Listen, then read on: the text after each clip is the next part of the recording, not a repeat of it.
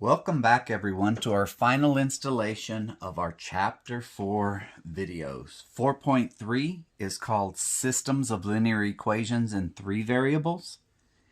Keywords today: simply, the solution to an equation in 3 variables is called an ordered triple, and it's written as x, y, z, included in those parentheses.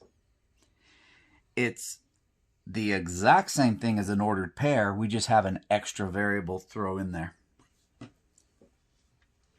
I don't want to get into the graphing concept of it because we will never ever graph these in this class. Just know that it is possible, and instead, if you have one variable, it's one-dimensional, even though it might go in 2 directions, but you just need one line. You graph it on a number line. If you have 2 variables, you have 2 number lines, and you graph it on a Cartesian plane. And if you have 3 variables, it's more of a 3-dimensional. You have your x variable is still your horizontal, your y variable, which is still your vertical, and then you have your 3D z. I'm saying variables. Let me switch this up.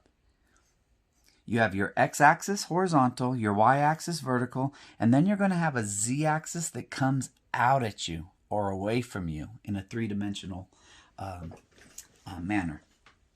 Anyway, this is what you do need to know.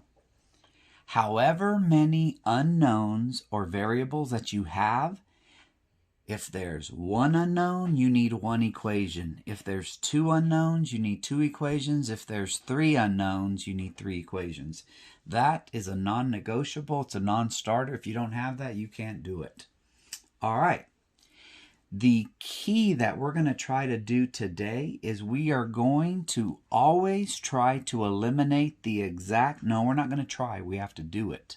We're always going to eliminate the exact same variable from 2 different equations. Now, that doesn't mean I'm always going to eliminate the x, or I'm always going to eliminate the y, or I'm always going to eliminate the z. It just means situation dependent.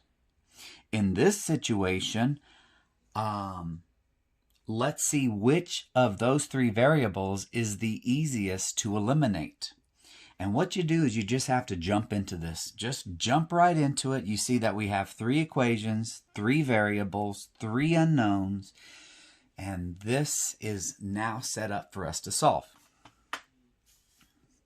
Take the path of least resistance. Behave just like water or electricity. They always follow the path of least resistance. Look what we have going on. I didn't even talk about this much. I mentioned it yesterday, but you always have to have something called vertical alignment. It is a must. Without it, man, you're going to be in a world of hurt. Oh, I do not know. Alignment. It's a must. Without it, you're going to be stuck and you're going to create problems. Now, what we want to avoid, and hopefully what we can prevent, is spinning our wheels, undoing things that we've done in a previous step or 2. So here's what I look at. Do I have vertical alignment? I do. Do you see all your x's vertically aligned? Yes. What about your y's? Yep. Z's? Even the equal signs and variables, constants rather, the opposite of variables, those constants are all aligned. So now, take a closer look. Can you eliminate the x's? Well, you could. We could make one of these negative and then get rid of them, and then we could multiply this by -2 and get rid of it. But is there an easier way? A path of least, or at least lesser resistance. Look at those y's. Particularly, look at these 2 y's. Plus y, minus y. I'm going to check my z's out real quick to see if I have anything even easier than that, but this is as easy as it gets. What I would ask you to do is take this equation 1 right here. Let's bring this equation 1 down here. Bring it down, write it down. X plus y minus z equals negative 1. And let's add those two up and see what the resulting sum is. 2x plus 1x, or 2x plus x is 3x, plus y minus y, eliminate each other. It equals 0y, or just 0. You don't need it anymore. And what is the sum of 2z plus negative z? It's plus z. Plus 1z, or just plus z. That equals 9 plus negative 1, or 9 minus 1 is 8. Look at what we've done. We've taken our first and last, our first and third equations. We have combined them in a matter. We have added them, so that way our y is now gone from this equation. No more y's here.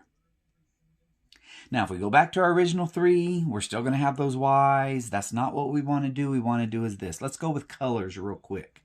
We worked with the first, or blue, equation and the last, or red, equation. We dealt with blue and red. Now I'm either going to deal with blue and green or green and red. And what I'm going to do is try to eliminate a y either from these two or from these two.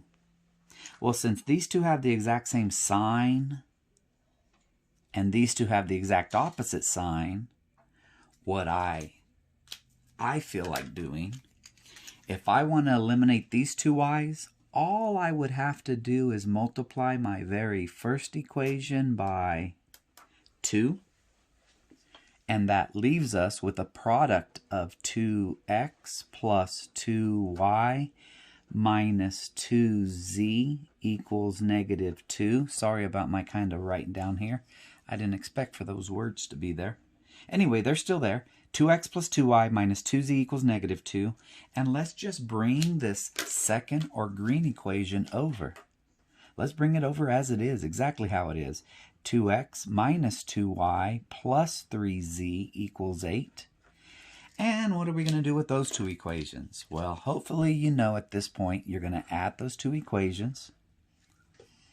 2x plus 2x equals 4x. 2y minus 2y equals 0y. And negative 2z plus 3z equals plus z. That's equivalent to negative 2 plus 8. 8 minus 2 is 6. Now, I have two purple equations that only have x's and z's. The y's have been eliminated. So in this case, in this problem, eliminate the y's from two of the equations. Okay, now I'm talking too much. This is the path of least resistance. It is the easiest path for us to follow. Because what are we going to do with these two right now? I hope at this case in point you know what to do. Pretend this was 4x plus y equals 6. Pretend that this, and I hope this doesn't confuse you. I'm just trying to tie this into something we did in previous lessons, or what we did yesterday, or what you've done in a previous lesson. If this was 4x plus y equals 6, and if this was 3x plus y equals 8, you know you're going to get rid of, in this case, the z's. In the case I just said a while ago, you'd get rid of the y's. What you're going to do is take, what we're doing is this. If you've ever taken kind of like a rough stick, or ever heard of whittling something, what we're doing is taking a rough stick, we're taking all the bark and stuff off, we're whittling it down with a knife, and we're going to whittle it a little bit further into maybe something useful, like a toothpick, or a, like a bear or something, kind of like a cute little animal or something. How are we going to eliminate another variable, and what variable should we eliminate? I say do this. Multiply this equation, one of them, doesn't matter which, I'm just going to pick this one. Multiply this equation here by negative 1 and write its results up there. That's going to give me a negative 3x minus z equals negative 8. And you know what to do. Add the equations together. X equals -2. I finally have one of my 3 unknowns. I have the very first unknown, the x value. Now what we're going to do, we've kind of dug ourselves a tiny hole. We found our first of the treasures. Now we're going to start working our way out of this hole. Use one of these highlighted equations to find your z value. It doesn't matter which one. You can use the 4x plus a -2 equals 6, or you can use the 3x plus -2 equals 8. Your choice. I'm going to use this equation here and plug -2 in for x. 3 times -2 plus z equals 8. -6 plus z equals 8. Remember what to do to both sides. Add 6 to both sides. Z is equal to 14. This is the third value of my ordered triple.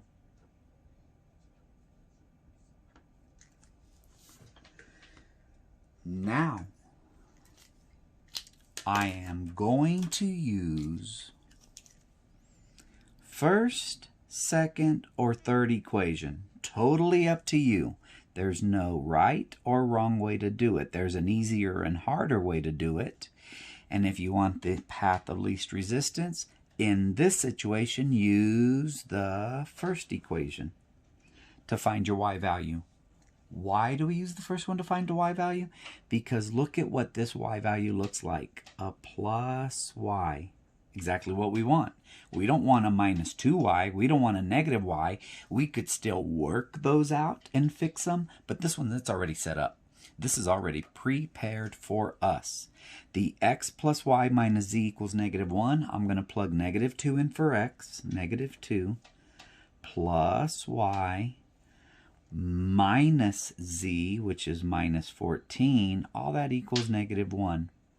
Combine like terms. Y minus 16 equals -1. Add 16 to both sides, so now we have our middle value. Y is equal to 15. The second value of my ordered triple. Now carefully add these up. But before you do, I have a little bit of trouble following these sometimes. So I'm going to say in my ordered triple, the first, don't write them in numeric order. Instead, write them in alphabetical order. -2 is my x value. 15 is my y value. 14 is my z value.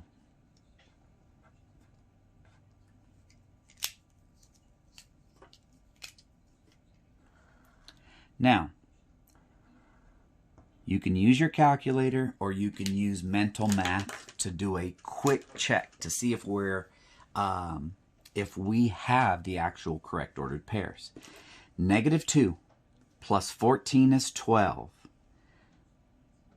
How do I not know how to do this? Every single time I do this wrong. Every single time. -2 plus 15 is... 15 minus 2 is 13. There we go. Got that straight now.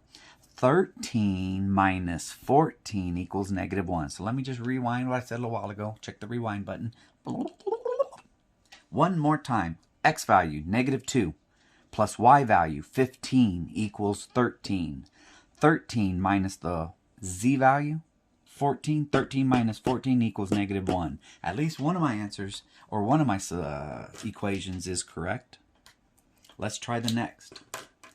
See if I can do this correct this time. 2 times -2 is -4. -2 times 15 is -30. And 3 times 15 is 45. So, -4 minus 30 is -34.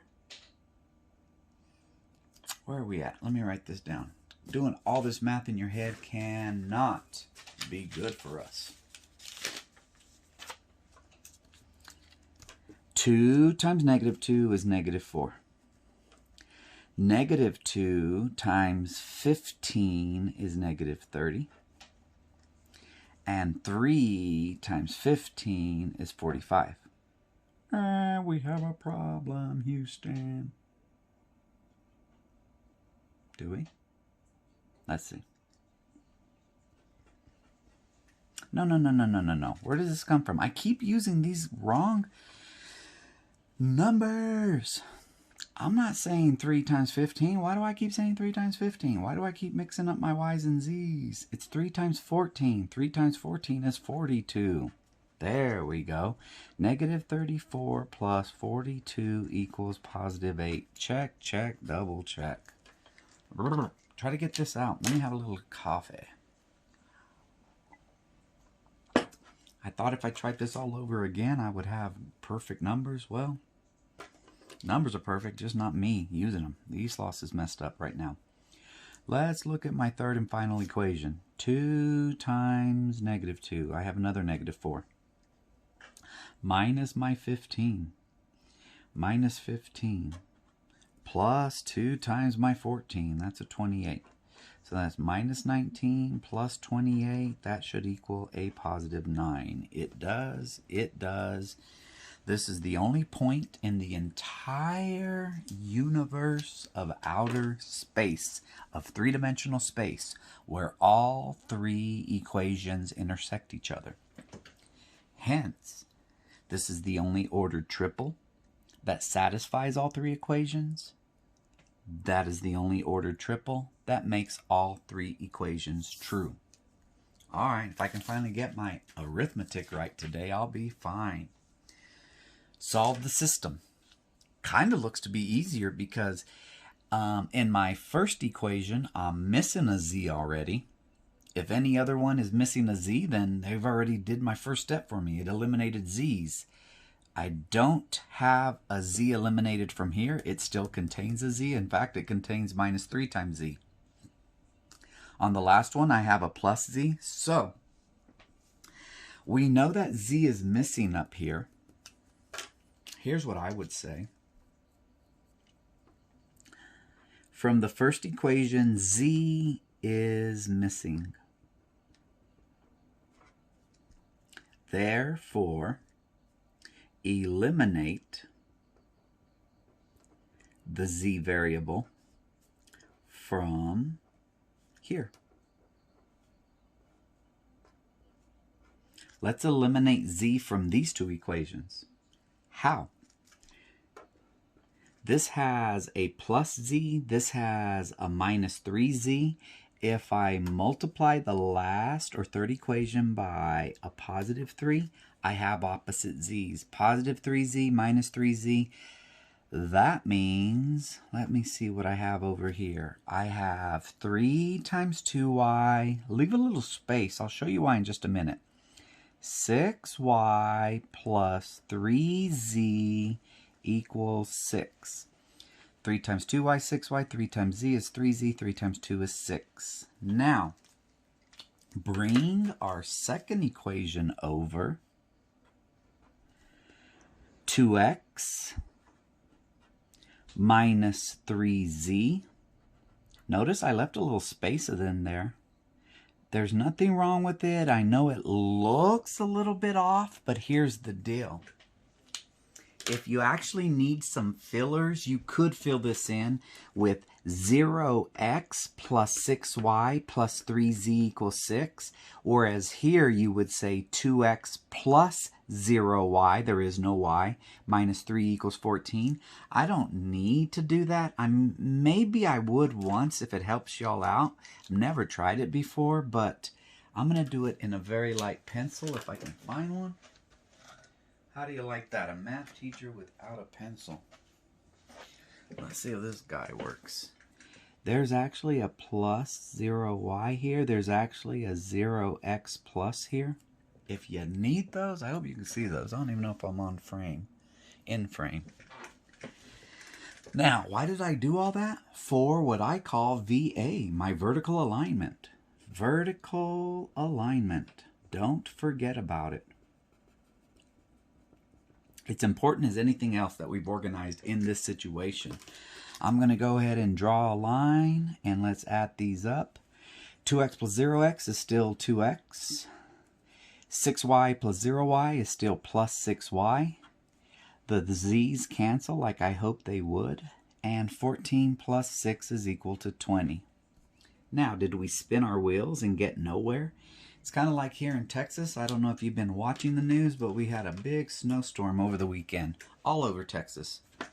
From the Texas Panhandle, where we live here with my parents, all the way to North Texas, up in the Dallas-Fort Worth area, down to Central Texas, all kinds of cities and towns and Texans that usually don't get snow got snow.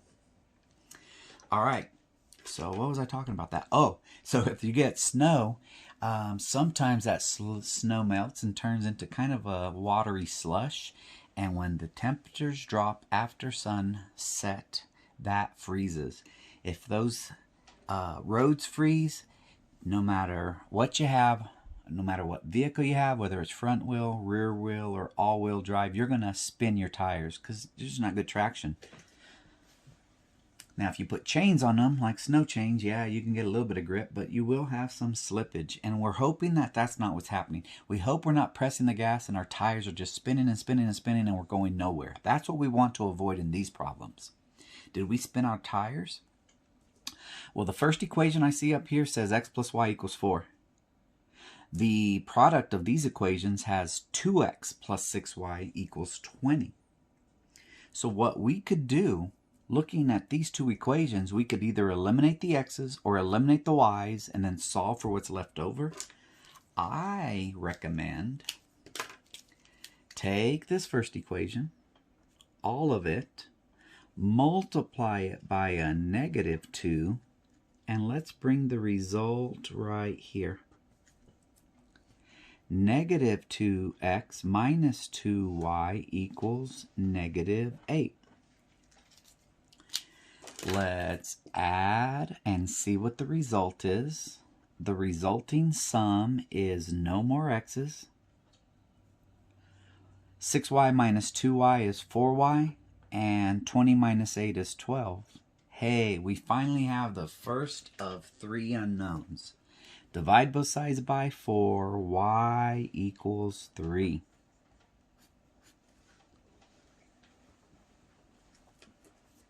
That's my middle answer to my ordered triplet. Let's see if I can get my first answer. I'm going to go back to one of these equations. How about that first one? Let's come back to this first equation and say x plus 3, that's our y value, equals 4. Therefore, subtracting 3 from both sides, x equals 1. That's my leading value. X is 1, y is 3. Now you have a choice. You can either use the second or third equation to solve for z. I choose second equation, path of least resistance, the one that requires the least amount of work. I'm actually going to turn this guy blue. I guess it's not going to work. It will. I'll get there eventually. I just like to have different colors so that way I can refer to them by colors if I have to. What do I have here? I have 2y plus z equals 2. 2 times y is 6 plus z equals 2. Subtract 6 from both sides. Z equals a -4.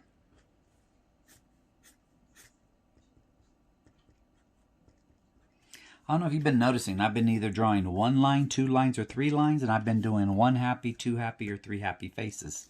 Because when we write our resulting results, or when we write our ordered triplet, we are going to write, what's the first answer? It's not the first one you solved necessarily. The first one we solved was y. It's the x value, then the y value, followed by the z value. 1, 3, negative 4 is the solution to these problems. By the way, if you have one solution, that means you have an independent system. One solution is independent. No solution is inconsistent. And infinitely many solutions is dependent. That brings us to these last two statements. I'm not going to show you particular examples because this lesson is long enough already without, but you will find some in the homework problems. Let's say you're working these and you're eliminating some variables and you get to a point where actually all the variables go away and you're just left with constants. Sometimes you end up with just constants, and you'll either end up with something like 3 equals 8 if you end up with a false statement. This is called an inconsistent system or solution. And all you have to do is this. You're going to write a null set or an empty set. Your choice. Pick one.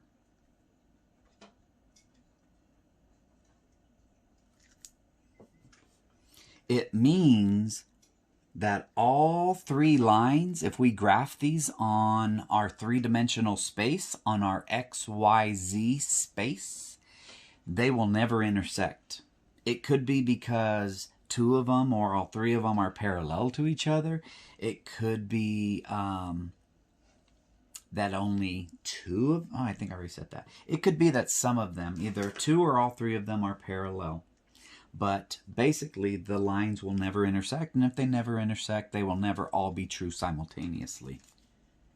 Conversely, if you get a true statement like 24 equals 24, that is called a dependent solution.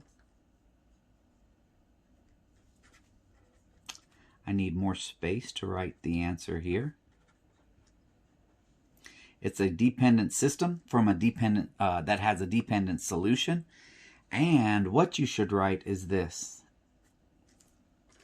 You're going to write brace, parentheses, x comma y comma z, such that, draw you a vertical line there.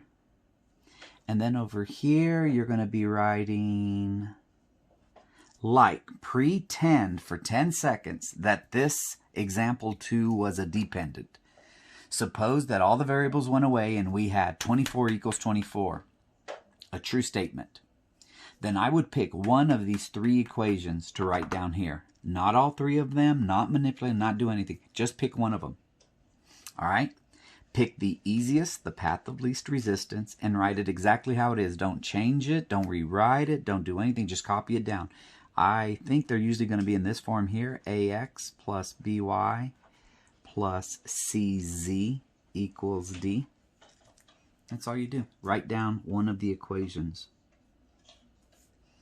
Just like we did yesterday whenever it was dependent. The only difference between yesterday and today is we only had two variables, so we would just say x, the set of xy's, or the set of ordered pairs, such that ax plus by equals c. Well, now we had an extra variable, so we say the set of ordered triples xyz, such that ax plus by plus cz equals d.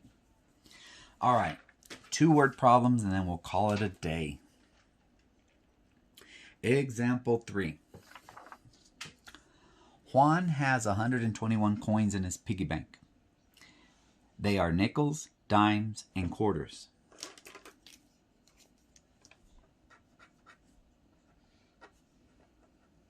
Their value is $22.25 rather, and Juan has twice as many quarters as he has dimes. Sorry, that wasn't worded grammatically correct. Now, this is where kids usually start having problems. They do not know how to write this into an equation. No worries, we'll get there. What I want to do is actually, let's start with the easiest thing we can do. On these problems here, you should use the variables capital Q for the number of quarters. Capital D represents the number of dimes, not the value of dimes, and capital M equals the number of nickels. I'm trying to say number of as opposed to the value of because those are two different things. You can have 4 quarters, but it's only worth $1. Two different numbers, two different values. Now, if that's the case, let's think of the easiest equation we can write from this information right here. Juan has 121 total coins. That means all of these add up to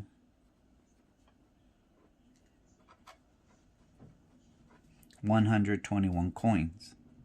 So let's turn that into an equation down here.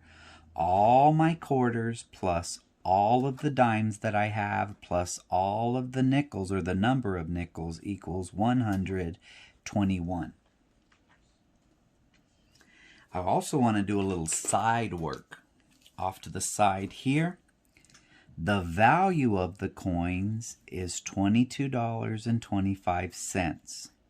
Let me tell you the correct way to actually formally write it out, and then let me tell you the shortcut way, which is equally as correct. What's the value of a quarter? What's that? 25 cents. How do you write that? 0.25 times Q. That's going to tell me how much money I have in quarters. If I take the number of quarters times the value of quarters, or the value of quarters times the number of quarters, that's going to tell me how much I have. 1 quarter is just 0.25 cents. I'm sorry, 0.25 of a dollar, which is 25 cents. 0.25. If I have 4 quarters, this turns into 1, as in $1. If I have 10 quarters, this turns into 2.5. as in $2.50. Now, I'm going to follow this trend. How much is a dime worth? A dime worth is 0.10. 0.1, I like to say 0.10 times the D for number of dimes plus 0.05 times the number of nickels. Don't put 0.5. That's not a nickel. That's a 50-cent piece. Anyways, I ran out of room, but I'm still going to squeeze it in here. That's equal to $22.25 from this checkpoint here. What can I do to this entire equation? Ooh, that looks messy, but I'll still do it. To get rid of those decimals, I could multiply, and I will multiply everything by the number 100. This would move 2 times to the right, this moves 2 times to the right, this moves 2 times to the right, this moves two times to the right, and no more decimals. This is the way I do it from here on out. I know that's always going to happen on these coin problems. The only thing I think I would do different, I almost exclusively use nickels, dimes, and quarters. I guess I can use pennies, nickels, and dimes, or I could use any 3 coins that I want to do. Just make sure that you understand this. How many pennies is a quarter worth? It's worth 25 pennies. So I'm going to say 100 times that mess is 25Q plus 10D plus 5N equals 2,225. No decimals, all happy. Yeah, one of my numbers is pretty big, but no decimals to trip you up. Now, if you are a decimal master and a decimal expert, keep those decimals in there. I just haven't ever met any student that is a decimal master and that has an easier time doing it with decimals. Alrighty, what last? I have 3 unknowns, but only 2 equations, unsolvable at this point. I need a third and final equation to be able to solve this. I want to change these words. And I think I will change these words on the test to make them more understandable and less ambiguous to you all. Instead of saying twice as many quarters, so many people think twice as many quarters as dimes means 2Q. No, no, no, no, no, no, no. Don't just do a literal translation and bring it down exactly how it is. Think it out. This means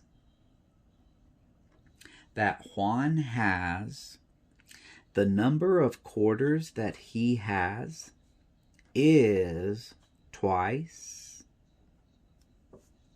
the number of dimes.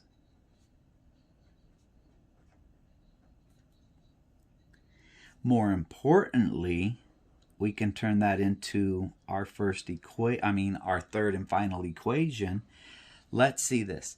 Number of quarters, Q, is means equals twice the number of dimes, 2D. What you got to ask yourself is this.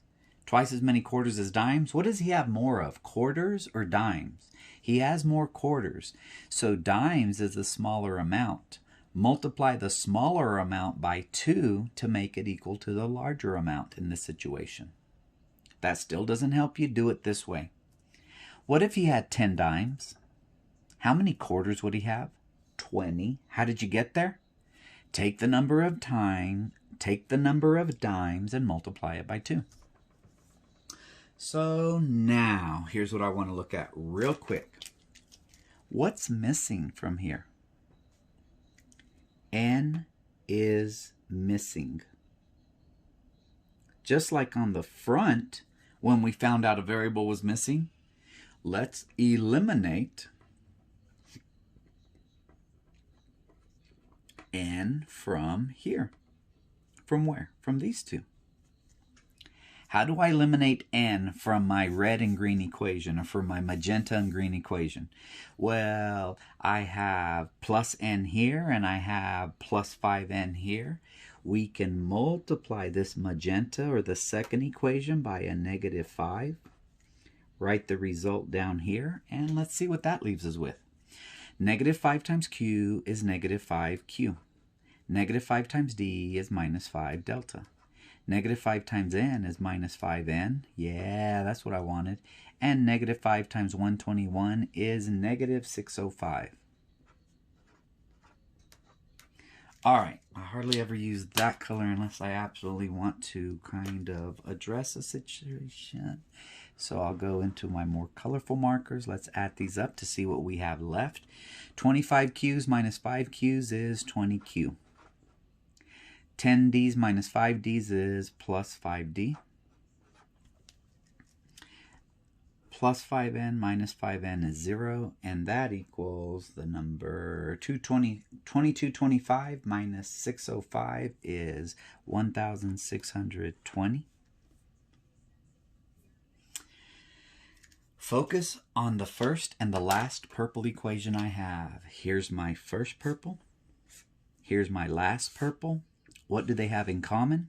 Focus on what they have in common first. They both have Q's, they both have D's, so we're going to go ahead and do this. Yes, it's even easier than you think.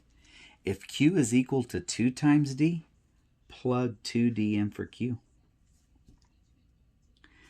20 times 2 delta plus 5 delta equals 1620. 40 delta plus 5 delta equals 1620. 45 delta equals 1620. Dividing both sides by 45, we have the number of dimes. We have our first coinage. We have 36. If you do not come up with a counting or a natural number, you've done something wrong. There is a 0.00001% chance that I did something wrong in the question, but I've checked, double and triple checked these problems. So I'm pretty certain I didn't do something wrong. If you did not come up with a natural or a counting number, then something is wrong. Oh, by the way, I know we've been talking about ordered triples and ordered pairs and alphabetical order. Don't confuse it with this type of problem. These types of problems do not have to be written in alphabetical order. You do need to go ahead and explain, though, what you're writing. Don't just try to write it as an ordered triple. These will not be written as x, comma, y, comma, z. They're not going to be written as q, comma, d, comma, n. I'm going to actually write 36 dimes, just so I know I had 36 dimes. So that number cannot be negative, nor can it be a decimal. It's either a whole dime or not. Cannot be a decimal. Cannot be a fraction. Cannot be a negative number. All right, what to do? Go back to the very first equation. Q equals 2D. If Q equals 2D, then Q equals 2 times 36. Q equals 72, as in 72 quarters. You know what? That might confuse you with the stuff on front. So I'm just going to do it like that. I have 72 quarters, I have 36 dimes. Let's use this easiest of equations, this one here. The number of quarters plus the number of dimes plus the number of nickels has to equal 121. The number of quarters, 72, plus the number of dimes, 36, plus the number of nickels equals 121. 108 plus n equals 121 minus 108 from both sides. The number of nickels equals 13. Look at how this all worked out. Counting number, counting number, counting number. None of them are negative, none of them are decimals, and none of them are fractions. Now, here's what you can do real quick. What's 36 plus 102? I'm sorry, what's 36 plus 72 plus 13? It's 121. Check, check. Is 72 twice 36? Check again. Now, here's the last thing I'm going to do. I'm going to use one of these Texas size calculators. I have 72 quarters. 72 times 0.25. That means I have $18 in quarters. Let's add to that. Let me see. I don't know if this calculator can do it. 36 dimes. I can do that one in my head. How much is 36 dimes? It's $3.60. So I actually want to say, oops, plus $3.60. I'm now at $21.60. How much are 13 nickels? Right now I'm at $21.60. I'm going to say 13 times 0.05 to see the value of my nickels. That's 65 cents. Add that to the $21.60 that I had from the previous problem, and I got my $22.25. It will work every time. Now, under normal circumstances, I would expect for you to write your answer this way. Word problems deserve word answers. Juan has, it's real easy, guys, 72 Qs, which means quarters, 36 dimes, and 13 nickels. Period. You don't have to tell me they're at the piggy bank. We already know they're in the piggy bank. I would like to box this answer, though. Oops.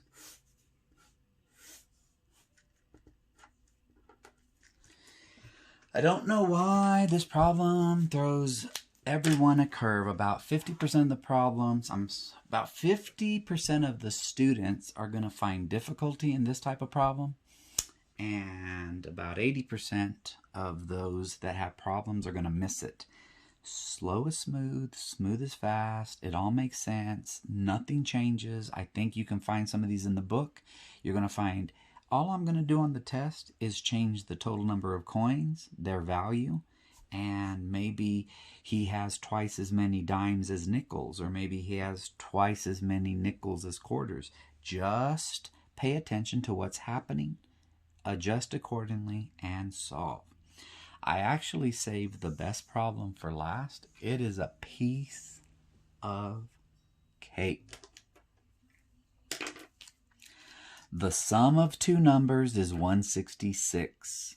Their difference, meaning those two numbers again, is 22. Not necessary, but maybe explains a little bit. X is going to be our first number.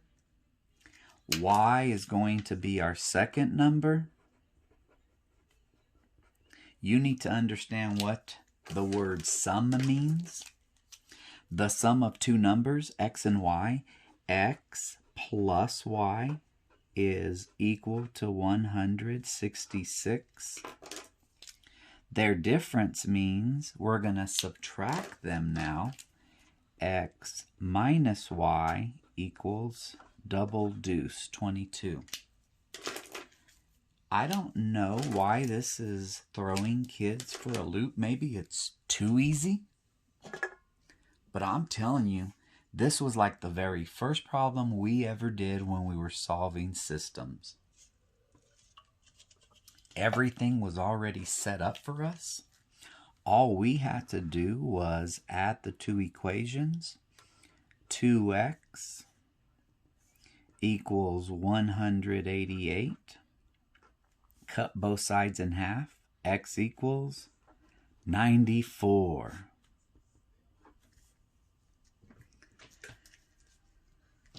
I called the first one X and the first one Y. I could have called the first one A and the second one B. I could have called them JI. I could have used any initials. There is real no rhyme, reason, or order in this, so don't get wrapped around that. Here, when they're generic equations, X, Y, Z's, then there is order, and order matters. Bam, bam, bam. Back here, they're word problems. Order doesn't matter, but words do. How do you find your Y value? I'm just going to take this X value over here. X is 94. Plug it into there. 94 plus Y. You could have used this one. I didn't choose to. I didn't want to deal with minus Y's. I wanted to deal with plus Y's. That equals 166. Subtract 94 from both sides. You'll end up with, hopefully, 72. Two good years here. 1972, 1994. We talked to you about those, okay? I'm going to try not to do anything here. Remember, word problems deserve word answers. So you could simply say the two numbers are. What are the two numbers? Order don't matter. 94 plus 72 is 166, check, and 94 minus 72 is 22. Technically, you might want to put them in this order. The 94 goes here, and the 72s go here. But if you told me the two numbers are 72 and 94, as long as you have 94 as one of them and 72 is the other one, you're fine. No worries about any of that mess. Anyway, that wraps up our lesson. Man, I'm missing you guys. I missed y'all all week, but I did have serious things I had to do with family here at the house in Texas. I'm going to prepare you. We will actually meet. The next time we meet, we're going to look at a mock exam for the Chapter 3-4 mock test. The Chapter 3-4 mock exam, and I'm going to get you ready for that test. We're going to see if we can take it, hopefully, the Tuesday after Martin Luther King Jr. Day. All right, guys, have a great day. I'll see you all next time.